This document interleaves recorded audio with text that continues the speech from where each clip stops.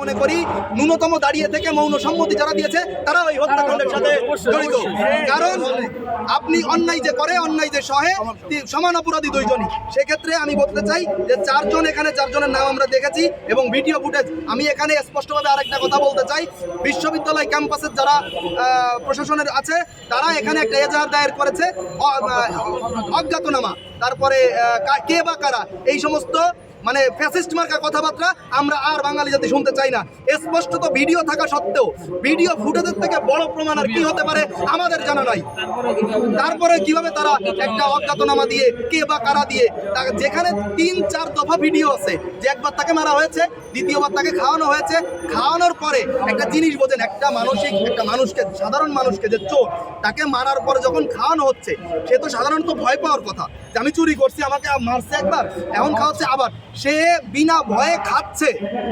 এটা একটা নিদারুণ দৃশ্য যে খাওয়ার পরে মানসিক সুস্থভাবে, যদি একটা মানসিকভাবে সুস্থ লোক হয় সে কি সাধারণভাবে খেতে পারে? খাওয়ার পরে তাকে জিজ্ঞেস করছে খাবার কেমন হয়েছে, তার তো ভয় থাকা কথা। তার ভিতরে কোনো ভয়ের কেউ দেখে নাই ওই ভিডিও চিত্রে।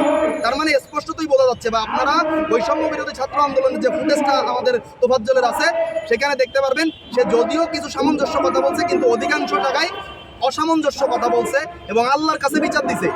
এবং তার প্রিভিয়াস যেসব ভিডিও আছে তার এলাকায় বরগুনাতে মোনাজাত করতেছে, আপনারা এইগুলোই দেখলে বুঝতে পারবেন। নৃশংস হত্যাকাণ্ডের যে পর্দা ফেলার একটা প্রক্রিয়া শুরু হয়েছে, সেই পর্দা কোনো রকমেই আমরা এসএসসি 2009 এবং এইচএসসি 2011 ব্যাচের সারা বাংলাদেশের যত সদস্য আছি আমরা কখনোই হতে দিব না।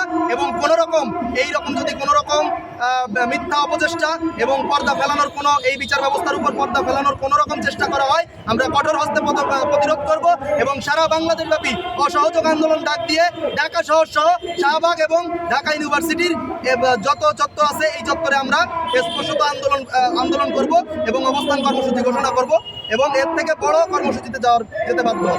আমরা আগেও যে কাজ করতাম এখনও সেই কাজ করেছি। এখন যদি আমরা বলি আমরা পরিবর্তন হয়েছি, এটা কি মেনে নিবে?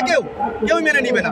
তো কোনো পরিবর্তনই তো হয় নাই। আর সমন্বয়কদের কথা বলছেন, ছাত্রলীগের কথা বলছেন, আমার একটি কথা মনে পড়ে গেল, সার্জিস আলম এবং হাসনাত আব্দুল্লাহ যারা বর্তমান সরকারের একটা নেতৃস্থানীয় পর্যায়ে এবং 2টা মন্ত্রণালয়ের দায়িত্ব পেয়েছেন, আপনারা সবাই জানেন, সংবাদকর্মী এবং আমরা সবাই জানি, তারা স্পষ্টত পদধারী ছাত্রলীগেরই ছিল।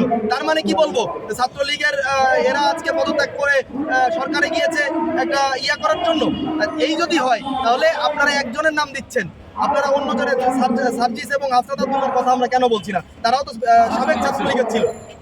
তো আমার কথা হচ্ছে যে তারাও ছাত্রলীগ ছিল, তারা এখন সমন্বয়ক হয়েছে। যে ছাত্রলীগের কথা বলা হচ্ছে বারবার, ভাই আমি স্পষ্টত বলতেছি, সে ফেসবুকে স্ট্যাটাস দিয়ে সে বৈষম্য বিরোধী ছাত্র আন্দোলনে গিয়েছিল, তখন তো সমন্বয়করা হাতে তালি দিয়ে তাদের নিয়ে বাংলাদেশ 2.0 মিছিল করেছিলেন। তখন কোথায় ছিলেন আপনাদের এই ছাত্রলীগ? তখন কেন তাদের অ্যাকসেপ্ট করছিলেন? তখন আপনাদের বোঝা দিচ্ছিল যে আজকে যে ছাত্রলীগ থেকে পদত্যাগ করে আমাদের কাছে আসছে, কালকে আমাদের ঘাড়ে পাড়া দিয়ে আরেকটা অকারেন্স করবে। ঠিক তাই হয়েছে। আপনারা এইসব লোকের আসলে এরা ছাত্রলীগ না, ছাত্রদল না, এরা সমন্বয়ক না, এরা নরপিশাচ, এরা রাজনৈতিক, এদের পেশা, এদের কোনো মতাদর্শ নাই। এরা রাজনীতিকে পেশা বানিয়ে, পেশা বানিয়ে নিজেদের আখের গোছাতে চায়। এরা ছাত্রলীগ না, ছাত্রদল না। আমি একটাই কথা বলতে চাই, এরা সমন্বয়ক না।